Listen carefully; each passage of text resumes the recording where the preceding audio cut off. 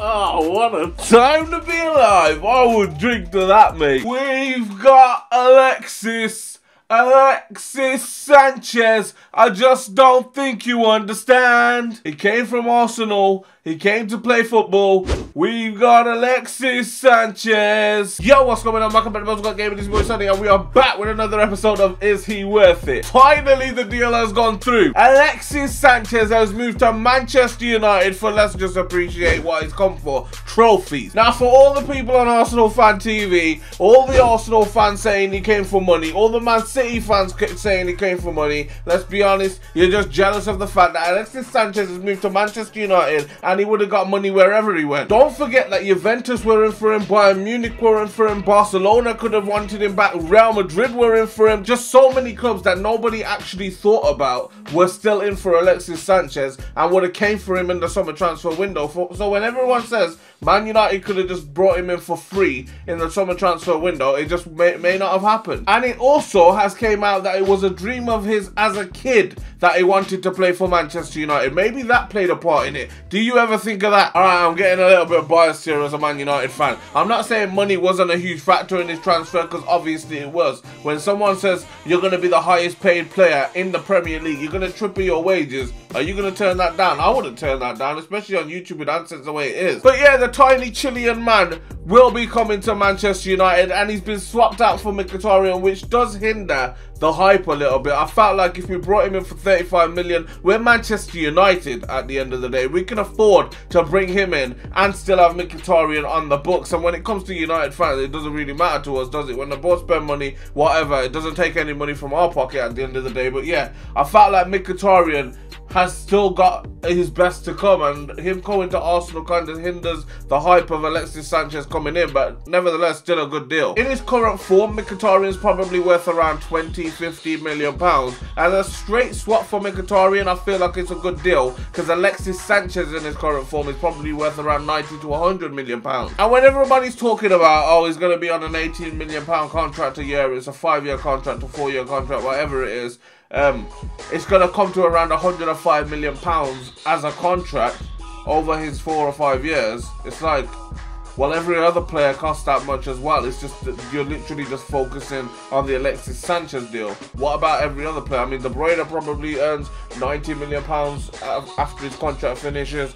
But Pogba's going to earn about the same. I mean, so many players going to earn so much, but you don't put that into the fee. So why is everyone talking about it with the Alexis Sanchez transfer? I don't get it. That's me talking as a Man United fan. Now, as a football fan, I feel like the transfer market's gone crazy now. And Arsenal shouldn't have got themselves in that situation in the first place. They need to sort out Ozil's contract, Jack Wilshere's contract, and any other contract under 2 years right now. If they want us to keep them at the club, any contract under 2 years, not 1 year, not 6 months, any contract under 2 years, they need to sort it out now, because if they don't, they'll have the same situation going on in the next transfer window and then the next transfer window. Arsenal need to sort out their contract game. And I'm not blaming Arsene Wenger. Everybody knows I'm Arsene Wenger out. I'm not even an Arsenal fan and I'm Arsene Wenger out. Who would want to keep the Goblin at the club? But at the same time, you can't blame him for contract negotiations. That's not his job. His job is to manage the team that he gets given. And let's be honest, if Arsenal sign Aubameyang plus getting Mkhitaryan as part of the Alexis Sanchez, you've got Alexis Sanchez and Theo Walcott for Aubameyang and Mkhitaryan.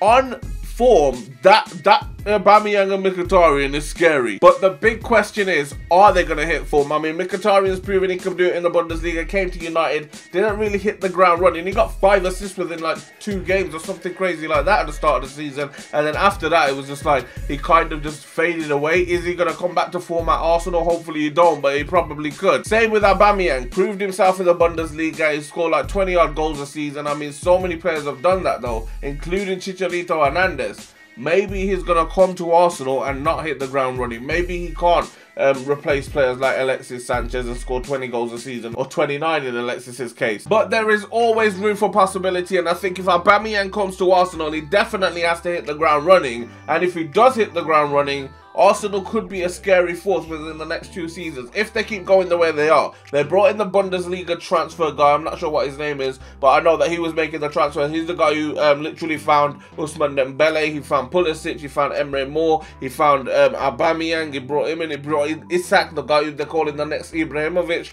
He brought in, I think, Mkhitaryan as well. He brought in a load of players, including Götze, Weigl. He brought in so many players for Dortmund, and now he could be reforming Arsenal as well. And if that happens, they're going to be a scary team within the next few seasons, especially if they bring in another couple of centre-backs, maybe a starting one and a backup one. Someone who could play along Mustafi would be great, because Shawnee, he's kind of not doing it right now. But when it comes to this transfer, I think Alexis Sanchez for Mkhitaryan, Manchester United have obviously got the better end of the deal. However, when it comes to contract negotiations, 100 million does seem a little bit too much. As I said, the transfer market has inflated, and with that, the contract market is also inflated, and players are asking for a lot of money. First shout out of the day, by the way, goes out to my boy Mark Stavart on Twitter. If you guys don't know, then get to know. You can add me up on Twitter, Instagram, and Snapchat. All those links are in the description down below at Bros Got Game. You can also donate using gobox.com/Bros Got Game. That is free as well, and then we'll be doing a YouTube shout out of the day at the end of the video. So make sure you comment in the comment section down below if you want to be in for the next video's shout out of the day. Okay, I'm going to try and keep Aubameyang out of this transfer, because obviously we're talking about this transfer. We'll probably do it, is he worth it on Aubameyang if Arsenal bring him in as well. But right now, the way it stands, I don't think Arsenal's going to bring him in. I mean, apparently the terms have been accepted. Maybe Dortmund won't accept the fee. That is the thing. That's a huge thing in football. You can accept terms with a player, but what if the team doesn't accept the fee? Then obviously they can't go. So yeah, the Alexis Sanchez deal, Mkhitaryan for Alexis Sanchez. I think Manchester United have got the better end of the deal. It's not a secret that they have got the better end of the deal. Alexis Sanchez, obviously a top player, and he's only, I think, he's 4 months older than Mkhitaryan, which I was actually surprised about. I thought Alexis Sanchez was like 2 or 3 years older than Mkhitaryan, or 1.5 to 2 years, let's say. I thought he was older, but he's actually 4 months older than Mkhitaryan. So I think Manchester United have probably got the better end of the deal. And obviously Mkhitaryan didn't want to go. I don't feel like there's ambition at Arsenal. That's what they need to bring. If they have ambition, bigger players would want to go to their squad. They'd want to be bigger players in their squad, not just become bigger players and then move on. Arsenal are literally becoming like the Southampton to Liverpool to Manchester United and to Barcelona and teams like that. I think Arsenal need to establish themselves as a top club rather than becoming a farming club, if that makes sense. They're farming players and then selling them on. But not even that. He couldn't move for free. They definitely need to sort out that contract situation, because that is what got them in the situation in the first place. They could have just kept him at the club for another couple of years or sold him at the time. Say if he wanted to go when he had 2 years left on his contract, happy days, you know, selling for 120, 150 million. I mean, Coutinho went for 145. They probably would have got more than that. You're talking 170, 180 million. So if they sold him when he had 2 years left on his contract, they would have got that in and had the time to look at a replacement, because they had the time to wait for bigger offers to come in, if that makes sense. But no, let's do an Arsenal and wait till they've got 6 months left on their contract, as well as Wilshere and Ozil and other players. But those are the 2 ones that stand out to me. We'll be fine. They'll sign at the end of the season when they've got 1 month on their contract. We'll be fine. And then they realise with 6 months left, Alexis Sanchez ain't going to sign. Ozil probably isn't going to sign either. The only one I see signing out of those 3 top players is Jack Wilshere, because he looks like he loves the club. But at the same time, I feel like even Jack Wilshere will feel like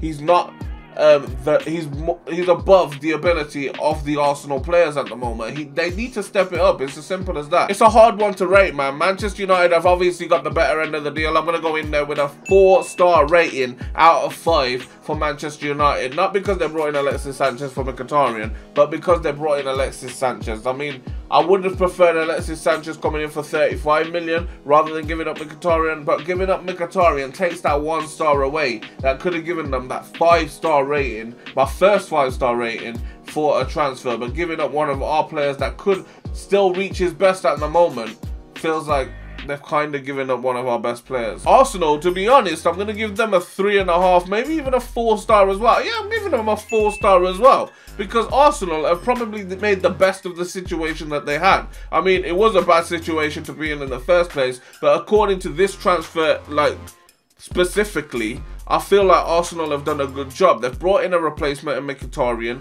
who can play in that number 10 position, where I think he works best. Obviously, Mourinho didn't play him there. I think he works best in that number 10. So if you want to play him there, Wenger, play him in number 10. I mean, he has lost a little bit of form, but doesn't every top-class player? They go down in form and then come back up in form and come back better, especially when the pressure's on them. And if he hits the ground running, Mkhitaryan is going to be one of those players that we wish we didn't lose. I mean, look at what Jose Mourinho's done.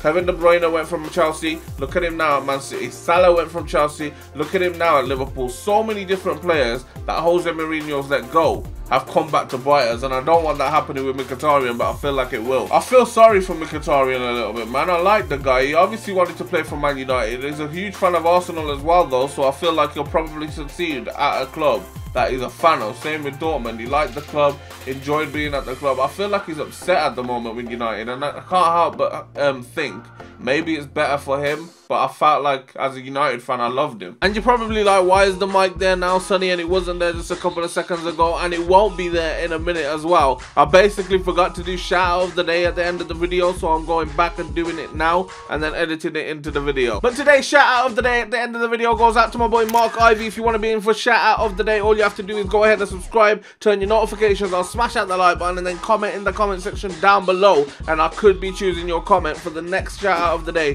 for the next video. But yeah, shout out to my boy Mark Ivy, my Irish brother, goes out and says, love these sorts of videos, Sonny. You should do more discussion videos like this. If you guys want to see more of them, you know what to do. Let me know down below. Shout out to my boy Mark Ivy. But yeah, that's my ratings. If you disagree, then let me know in the comment section down below. If you agree, then let me know why in the comment section down below. If you disagree, let me know why. If you agree, let me know in the comments down below. But for now, it has been me. You guys have been great. Make sure you hit me up on all those social medias. You can also donate using gobox.com/brosgotgame. I'm also going to start streaming on twitch.tv/brosgotgame and on YouTube at the same time, though. So it's up to you where you want to go. But yeah, it has been me. You guys have been great, and I'll catch you in the next one. Peace.